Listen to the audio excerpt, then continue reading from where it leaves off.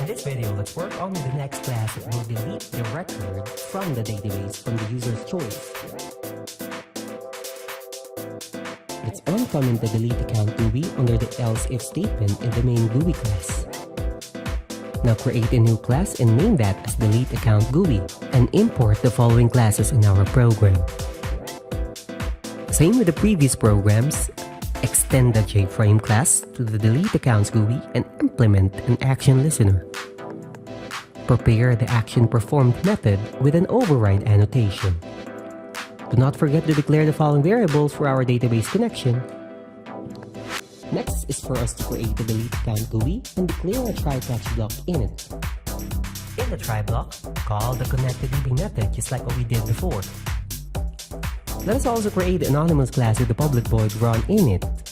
In the public void run method, call the create GUI method with an argument of 625 and 180. In the create GUI method with the parameters of int width and int height, set up the following properties of the JFrame. Let's run the program to see if the JFrame will open after clicking the delete an accounts button from the main GUI.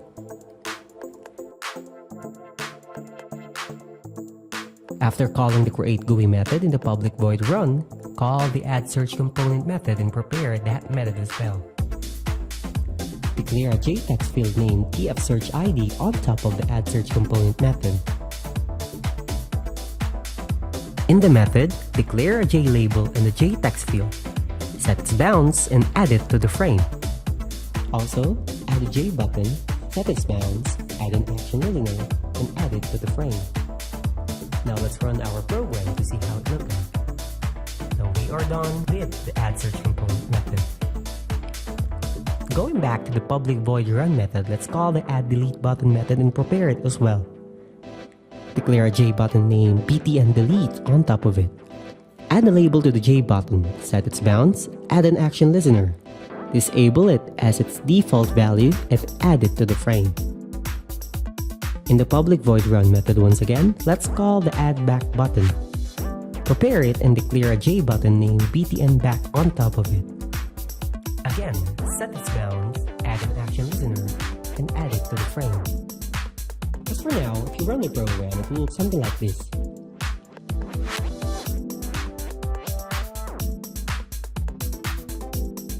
Lastly, in the public void run method, let's call the add result table and prepare that as well. Add result table method will be called during the first launch.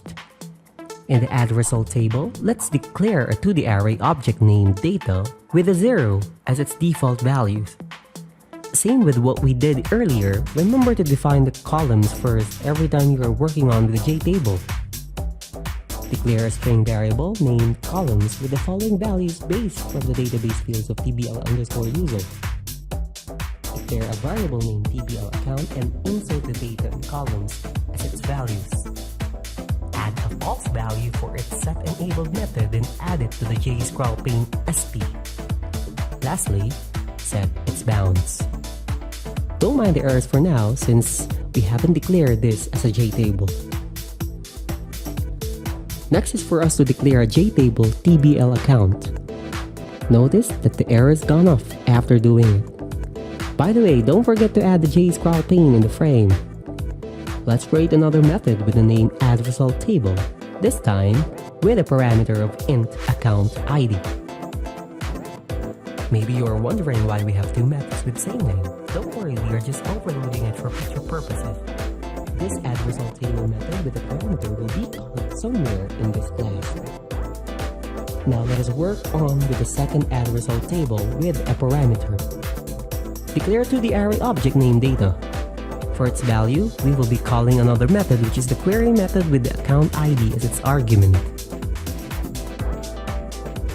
Just like what we did from the first addResultTable. Define the columns for the JTable by declaring a string array named columns with the database field.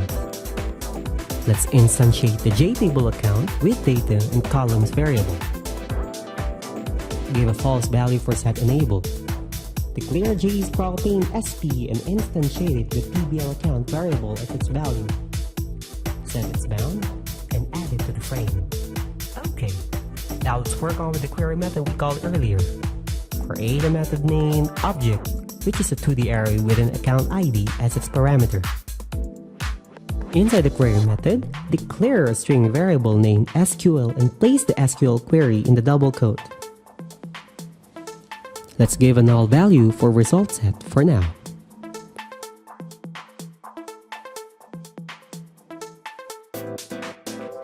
Next is to get the total number of rows. Declare an int variable and name that as total rows. Prepare a try-catch block to catch some errors later on. In the try block, let's call the execute query method from the Derby connection class and place the SQL statement we created earlier. Every time there is a value from the database, the while loop with rs.next method will do the job. For that, increment the total rows to count the total number of rows. Declare a 2D array object named data that will hold the data for the JTable. Give a value of 1 and 6. Create a try-catch block right after that. In the try block, let's call the execute query method from the Derby connection class and place the SQL statement in it. If there is a record to be fetched, assign a date to the variables temporarily. You can do that by preparing an if and else statements. In the else statement, let's just remove the JTable. Give a false value for j.delete and print an error message. Going back to the if statement, declare the following variables that will get the value of the database fields. After that, create an object representation of data as row. You can do that by declaring an object array named row with the following values based from the database fields. Let's give the data to index 0 as a value row. This time, let's enable the delete button. Lastly, return the data with all the information provided. Let's run the program to see how it looks like.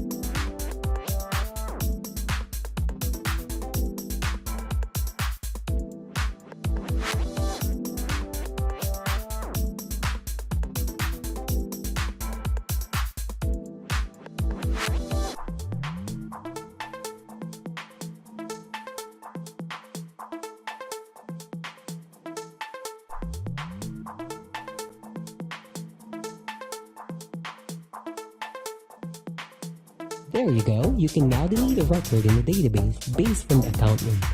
It will also show an error message if the account ID you are trying to show is not in the database.